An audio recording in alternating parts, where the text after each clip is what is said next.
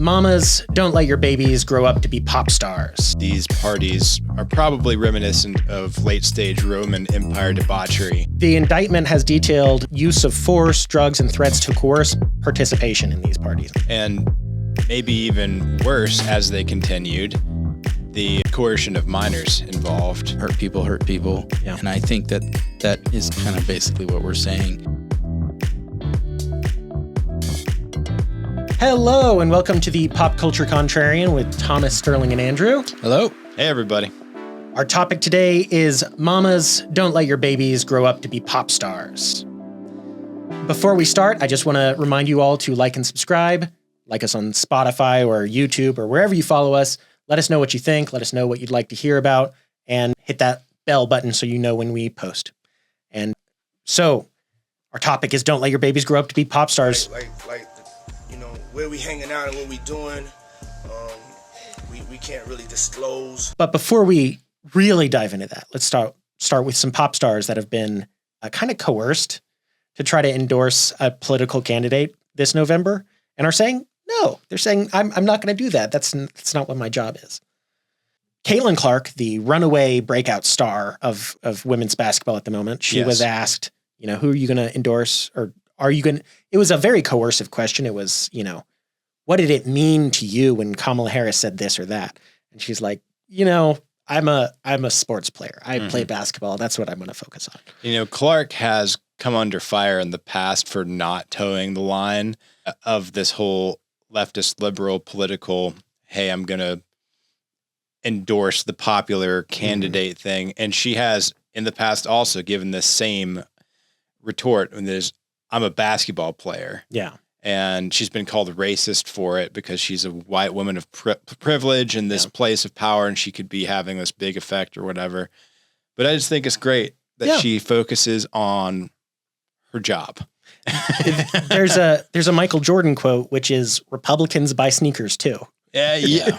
There you go. Honestly, this used to be just a given position that everybody who wasn't in politics for the most part would take. Yeah. But it's only since, I would say the last decade and a half where seemingly politics has infiltrated almost every faction of life that there is now this kind of element that suggests, at least amongst the major media class, that people should voice their political opinion rather than not voice it. Yeah. Yeah. I mean, what was the old saying used to say? Never talk about politics and religion? Mm-hmm. Politics, money, and religion, yeah. Oh, money. So the other celebrities who are kind of refusing are Chappell Roan, who I don't know if y'all know who she is at all. No, I don't. Elaborate. She's got some very famous hit songs. I think one of them is called Hot to Go. But she's like a lesbian or something, and she was asked to endorse Harris, and she's like, I'm not going to do that. There's problems on both sides, is what she said. Then she did later say, I'm going to vote for her, but there's problems. I'm not endorsing her. Yeah. Mm-hmm. And then you were mentioning Usher said the same thing, right? Yeah, Usher was being interviewed. I can't remember what the program was, but he was asked, basically about it, effectively trying to be pushed into endorsing someone, and he kind of played the same thing. He said, well, he said that he was voting for Harris, but also at the same time, he's like, I'm not, people need to vote according to what's best for them, and he encouraged people to vote, but that was it. He wouldn't endorse her.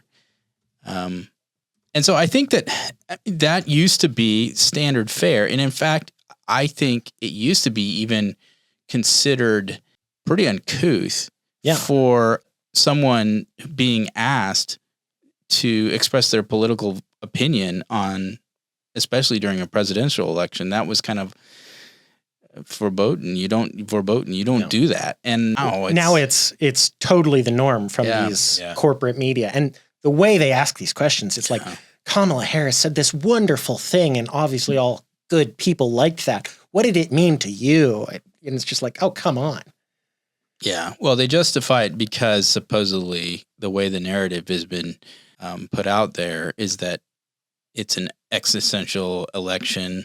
Yeah. And, Trump is supposedly the worst candidate and a threat to democracy. And if he gets power, he'll never surrender it like he already did once. So they justify, track record means nothing. I think they justify this kind of push to get celebrities and as many cool people to give their endorsement of Harris because they want to continue to push this narrative.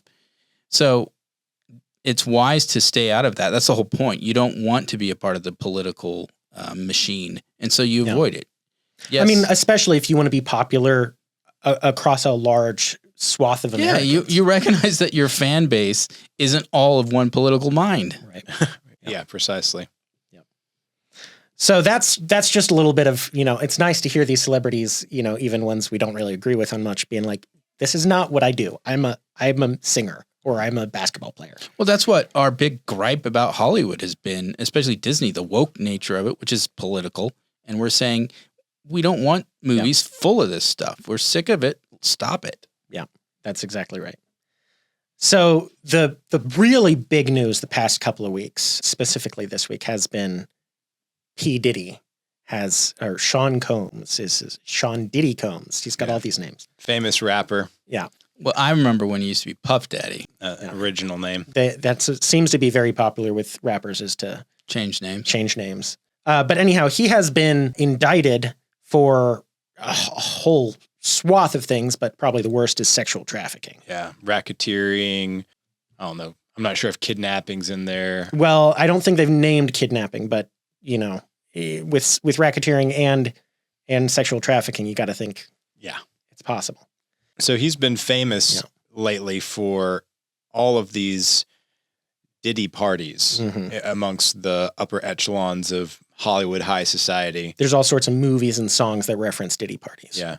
And it's coming out now that these parties are probably reminiscent of late stage Roman Empire debauchery. Yeah. Think Caligula. Yeah. Yeah. It's some pretty ugly stuff. Yeah, it is. It's up to like, I think 48-hour long parties of just anything goes, basically, it seems like. Yeah. I just want to take this moment to say what's done in the dark will be brought to the light. And then the truth is light. And the truth will set you free. There you go. The truth will set you free. So go over to our Patriot Post shop. And I'll put a link in our description. You can buy the shirt that says "The Truth Will Set You Free." Yeah. So if you're listening, that's what happened. Andrew just stood up and showed his "The Truth Will Set You Free" shirt. And that is true. That seems to be what's happening. Is all these celebrities have been referenced, have been talking about these Diddy parties, and finally we're starting to find out. Oh, that's what a Diddy party is, and it's not a good thing. No. One example is the raid on his house turned up. And why would anyone have this? Like up to 1,000 bottles of baby oil or other lubrications, or presumably orgies. And you can use your imagination, or don't. Maybe don't. So the indictment has detailed use of force, drugs, and threats to coerce participation in these parties and stuff, going back as far as 2008. And then there's other accusations.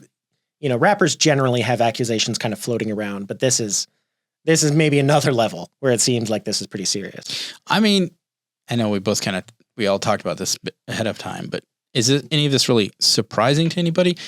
Look at rap videos, for crying out loud. What are they? If not, half of them seem to be just like celebrating this type of, orgy debauchery. Yeah. I mean, that's what they seem to be promoting. That's what the culture promotes. That may be like, quote, fantasy in the videos, but it seems like fantasy meant reality here with the Diddy parties. Yeah. Well, I think one thing that maybe pushes this over the edge is the coercion element here. And there are allegations, even amongst people who have been involved in the industry, about, I'll give you a deal if you'll do this humiliating act in plain view of the guests, etc. Things like there was even one story I heard of a young man who was coerced to doing some sort of an act on one of Diddy's bodyguards in exchange for like $100,000 record deal. And right before this kid was about to do it, they all started laughing and says, "No, you don't have to do that. It was just a joke." But how many times was it not a joke? Right. You know, again, these are all just allegations so far, stories, but they seem to be pretty credible. But they're pretty prolific. I wonder how, this is like the Harvey Weinstein kind of, it seems like Harvey Weinstein was just one figure within this, what has been rumored a long history within Hollywood of this kind of behavior. Yeah. And just like my with Weinstein, question it is- seems like everyone kind of knew. yeah, and here's the thing. I'm wondering, well, how many of these parties continued on after the whole thing with Me Too and Weinstein blew up? Seemingly they continued. Seemingly they did. Yeah. And maybe even worse, as they continued, the coercion of minors involved. Right. And namely, possibly Usher and probably Justin Bieber are a couple Well, yeah. names. For sure, both Usher and Justin Bieber fell under Sean Combs's sway when they were teenagers, Yeah. right? When they became famous. Living with him for up to a year in some cases. I think Usher did, and then Bieber at least a 48-hour period. And I want to say, I'm checking this right now, but I want to say LeBron James maybe as well, right when he first got famous. Yeah. Which was at 18. So, these are not 18, you're no longer a minor, but you're not exactly in full control Yeah, of but yourself. Usher was 13 and Bieber was 15. Yeah. When they went and did their extended stays with this guy. Right. And I watched a video of Usher talking about being at Diddy's house, and it was the shock jock. What is his name? Howard Stern. Howard Stern. And he was saying, would you send your kids to Diddy camp? Said no. And he said, no. Yeah. Heck no. So that kind of leads us back to our title, which is Mamas Don't Let Your Babies Grow Up to Be Pop Stars, because is anyone surprised this is happening to these young pop stars? I mean, if you look at the advertising and all the ways these people are depicted in the culture, from very young ages. The allure of fame and fortune, and that people will do a lot of things to try to get a piece of it. Yeah. I think I do find it interesting the number of celebrity have top tier celebs who intentionally move out of Hollywood when they have family. Like Makes me think of McConaughey. I think he's moved out of. Sorry, I can't. He just floated my mind. Okay, he'll come back to me. Not Kevin Sorbo. Well, he didn't get a choice about leaving Hollywood. Yeah. I know. Kevin Sorbo was guilty of wrongthink, Right, which you shouldn't do. It's what we do here every day. And it meant he could no longer work at Yeah, Hollywood. we're what you call a professional. Don't try this at home. Yeah. Yeah, that's true. If a lot of people who listen to this said the things we say on the podcast at their work, they'd get fired. That is one of the great benefits to working where we work, is we can say these things. Even though it shouldn't be the case. Right. Freedom of speech. It was Mark Wahlberg. Mark Wahlberg. Oh, yes. He has Mark who's Wahlberg. moved his family out of Hollywood. Yeah, that's not surprising. Yeah. It's I would recommend anyone with a family move out of Hollywood. That seems like a good idea. Yeah, I think that in his comments kind of allude to the corrupting nature that exists within it. Not solely this kind of stuff. Hollywood fakery, culture, maybe a better way to term it, is just the nature of the culture there and what it values versus what it doesn't, and how that impacts kids growing up. Well, and just generally thinking about like paparazzi and the way these people are idolized, it's not exactly healthy for the people who are doing the idolization or the people who are being idolized and being stalked by paparazzi and stuff. But kind of the thing that I'm just digging into here is young people, who are not, I'd say like 25, should not be given this level of fame. They're just not ready for it. And over and over and over and over and over and over and over again, we see it does not lead to good results for these people. They might get tons of money, but their life seems to go off the rails. Yeah, I mean, like I said, fame and fortune. It's a strong, alluring thing, and most people who end up with it don't seem to do well with it. Yeah, and they don't do well because the people who they're working with are not people who should be around children frequently. That may be part of it. I think there's just human nature is the other thing. When you're given so much power, because that's what it is. Wealth and fame is power. That allows you to behave or to indulge maybe in some of your worst instincts.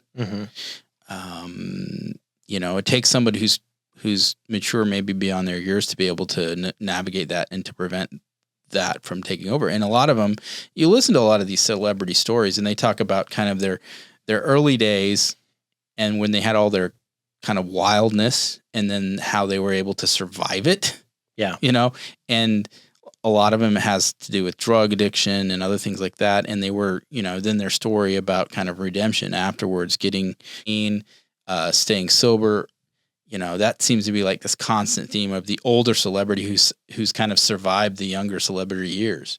Well, and that reminds me of what you were mentioning about Justin Bieber, Andrew, who just, if you're not super familiar with Bieber, he started off as a teenager, very clean cut, looks like what you'd expect a young male pop star to look like. And then he's visually kind of gone for a very different look these days, much more hobo. Yeah, he does look way more hobo. And he's also kind of taken a step back, sort of like what we were saying about the getting out of Hollywood and seeing on being a husband and a father, which is awesome. But one of the big things that has been defining in his life is he found Jesus, and he gave his life to Jesus. And more often than not, you hear him singing worship songs nowadays than anything else. That's awesome. And it's really remarkable, but you can see still a lot of the pain and hurt that he has experienced from his time as a young person in all these environments. Yeah. And specifically with Diddy. Yeah. And over the years, you see interactions with them on film, and his body language is very, I don't know how to say this. It's very guarded, kind of almost afraid, and just like defeated. Yeah. In the presence of this guy. And even today, you can see a lot of hurt on his face. And he talked about other people he's cared about who are still very active in these circles. And in a recent interview, I'll see if I can pull it up, but talking about how he doesn't want them to get hurt. I think it might have even been Billie Eilish. He was talking about not wanting these people to get hurt, being within the circles that he had been running in, mainly associated with Diddy. Yeah. Well, it's just too much power too quickly. But just some of the other things that go along with this kind of message we've been seeing recently, don't let your kids get involved in this stuff, is there was a documentary series earlier this year called Quiet on Set, which is about the Nickelodeon TV show, or TV channel. And it was about shows like iCarly, Victorious and Drake and Josh, which were late 90s, early 2000s, or even late 2000s sometimes shows, and about totally inappropriate behavior from some of the showrunners and sexually charged atmospheres with minors, and all sorts of just completely inappropriate stuff, and how some of the cast members felt the need to protect the young women on set. And it's just, this is not a good place for kids. And it baffles me that kids keep getting sent to these places. Fortune and fame. Fortune and fame. Yeah. Just more of the same. Hammering it home. Think about actually, let's first think about Michael Jackson. We were talking about him earlier. He was famous from a very young age as well. Yeah, a child prodigy. Right. And it seems likely he would have been caught up in some of this stuff just by virtue of the fact that every young person in that kind of situation seems to. And then, of course, he had some pretty bad allegations about him as he got older. Yeah, I think what we see, particularly when we see the monsters, and I'm not calling Michael Jackson a monster, but... Well, some people have, though. Yeah, well, it's true. When you see people acting in these ways, it's almost certain that it's a perpetuation, a long line of these things happening. And more than likely they were abused, and maybe somebody before them abused that person, etc. And almost insofar as like the whole family curse idea of being passed down from one generation to the next. It does not absolve anyone of guilt, but it helps to understand what are some ways that we can stop this from happening. And normally it's just understanding that these people have been hurt too. Well, and that concept you're talking about where this person has something terrible done to them when they're a child, and then they end up doing it to someone else when they grow up, which is not the norm. Most people who have something terrible done to them as a child don't propagate it. That's correct. But some of them do. And that concept is, the sins committed against you lead to the sins you commit against others. That is what in my own, getting a little theological here, that's kind of what I consider original sin to be. The Bible teaches us that we all are cursed because of Adam and that we all have sin inborn in us. And obviously there's probably some more spiritual aspects to it, but I think of it as, well, my parents did this and that was wrong of them, but their parents did that to them and it explains why they did this to me. But then, my grandparents had something done to them as well, and et cetera, all the way back to the beginning of time. And there is one way to end that cycle. And it is actually Jesus. So it's great news about Justin Bieber, Indeed. Obviously just because we want everyone to be saved, but because it indicates that he probably won't pass that on to somebody else. Yeah. Maybe. Well, it's an indication. Yeah, and hopefully that's true. Yeah. I think the reason people sin is because they're sinners. And the corruption of it has impacted all aspects of our being, and so that when we, how we respond to people hurting us, that is even corrupted because of our nature, So yes, I still like that saying, hurt people. Yeah. And I think that is kind of basically what we're saying. It's a strange, I think it breeds resentment, anger, bitterness, and how that expresses itself often impacts other people who are solely innocent of the hurt that the person originally suffered from. Yeah.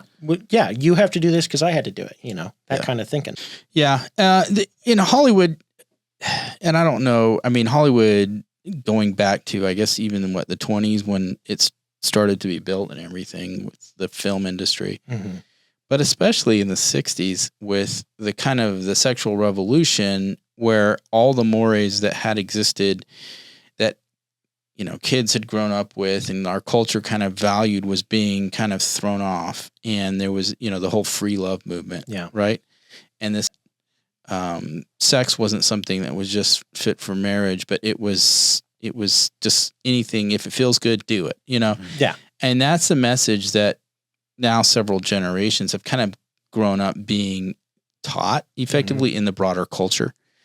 And it's certainly, in the media, you see it a lot of times, or, it comes now, it comes in the way now of being, of it being the whole your truth, this individual kind of notion that what's true for you is only something that you get to decide. There's no value system that can be imposed upon you or that you're to be held accountable to, which is just false. But that kind of message is being promulgated.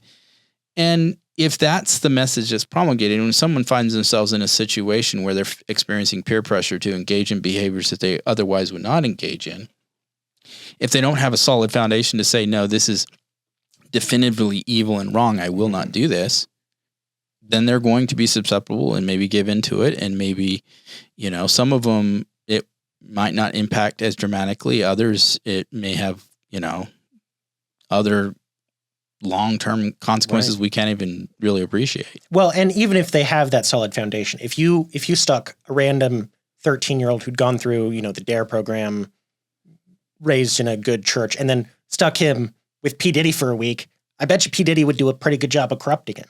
Just any random.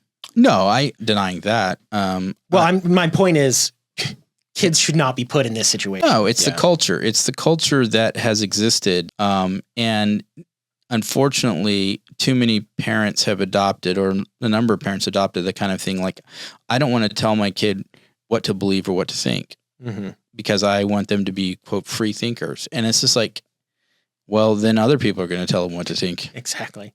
Yeah, that's your job. Well, we've talked on some kind of depressing topics here. But there are some young virtuosos who make good and things seem to go pretty well for them. And one of them was born like 300 years ago. Yes. But he just dropped a new serenade, actually. So if you don't know what we're talking about, Serenade in C, right? yeah, Mhm. a new Mozart serenade was just found. It had been preserved, but never like published before. It hadn't been known, and so It's a library in Germany, right? Yeah, I think it was found in a library collection. yeah, that's and so they're playing a new Mozart song that no one's ever heard before, and Yeah. I think the way the rules are structured, this Mozart song could win a Grammy this year. That would be incredible. Yeah, 300 years later. Yeah. It's a really interesting piece. They think that it was penned probably in the 1760s, but this particular document is likely a copy Okay. of the original from the 1780s. And there's speculation that it may be a memento that Mozart's sister kept. Potentially this was written for her. Yeah. Yeah. Likely was written when he was a young preteen, potentially between the ages of 10 and 13. When you hear it, it's like, wow. Yeah. So my question is this: if it's never been heard before, is it already in the public domain? Right. Yeah. That's what I was wondering about too. I mean, living back then when you didn't have the corrupting influence of like TV and radio Mm-hmm. and the internet. You could come up with some amazing I mean, things. what Well, if you're Mozart, you can. What are you going to do with your time? Yeah. Yeah, you're going to be a child prodigy under the direction of like Michael Jackson was, Yeah. and then traveled the entire nation just like him. This that is notion of actually good point. child stars is not new. It's not new, but Mozart, I think we can say safely he was probably cut from a different cloth than most of our pop stars. More today. than likely. I mean, has been commentary on him maybe being a bit of a drunkard, maybe a bit of a partier, but I would be shocked that it's anything Well, close that's to how what the we're movie describing. Amadeus I mean, depicts he it. had died at 35 of some disease. I'm not Yeah, sure he what it was sickly throughout his life. And I mean, people literally put lead and mercury in their stuff back that's then. true. So, I mean, I wonder if he was on the spectrum. Yeah, I haven't heard anyone suggest that before, but it's Well, I mean, what I mean by that is sometimes a lot of these savants are, have an amazing ability to just focus on an aspect of the craft to such a degree that they produce just amazing stuff from it. I don't mean that he was socially awkward or anything. Maybe he was. I don't know. Never met him. never. You didn't? No. So, actually, you know what? I've never seen you and Mozart in a room together. Yeah. We haven't been. I don't know. Is Thomas Mozart? Thomas, he might be Mozart. So actually, that would have to make me a Highlander. I'd have to have right, existed for quite a while, looking for another one to cut their heads off of. well, thinking about this new serenade, Thomas, you were commenting on listening to it and what you thought about that. It sounds like, well, I'm no Mozart expert, so I wouldn't have known if I'd never heard this before, and I evidently hadn't. But it sounded like a lot of the Mozart I have heard. Yeah, you listen to it and you're like, oh, that's Mozart. Yeah. If you're to the point where you can tell composers apart, lots of us aren't. Yeah. I could have guessed Mozart, but that's just because if I'm guessing a composer, it's going to be Mozart or Beethoven. Yeah. But it does sound quite like some of his other music, and then it goes off in a different direction. So that might be kind of for a lay person, like, oh, I thought it was going to be this other song that I do know, but it goes somewhere else. So, maybe you would have noticed that it was new, but I think for most of us lay people, it's just like, oh, cool, new Mozart. Yeah, it would be interesting to talk with Nate Jackson. He's our, chief editor, because he was a music major. Oh, yeah. And so he probably has a lot more insight into like what this would be. Well, why are you just telling us now, man? I don't know. I'm saying We got to get Nate on the show. we need to get him on the show and ask him to listen to the 12 piece and give a take. Yeah, it's just as good as all his other stuff, Maybe we're not experts. I think it is. Yeah. I don't know. For me. All right. So It's better than anything I could come up with. that's for sure. So Me on too. that, mamas, don't let your babies grow up to be pop stars unless They're Mozart. Unless they're literally writing whole sheet music by the age of 7 or however old he was. Yeah, prior he was writing it at 4. Yeah. So if they're doing that, then okay, maybe, but be careful. You got to be careful. Yes. And protective. All right. So some pop stars don't want to endorse. Pop stars want to go completely debaucherous. Some pop stars want to keep publishing music 300 years after they die. Yes, these are not the same. These are not the same. All right. I guess that's pretty much it. That's been our episode for today. Mamas, don't let your babies grow up to be pop stars. Or bad pop stars. Bad pop stars, yeah. Yes. I'm with you. All right. This has been the Pop Culture Contrarian podcast with Thomas, Sterling, and Andrew. We are brought to you by the Patriot Post, which is the oldest conservative news digest on the web. It's right and it's free. Be sure to like and subscribe, and we'll see you next time. Bye. Bye. See you guys.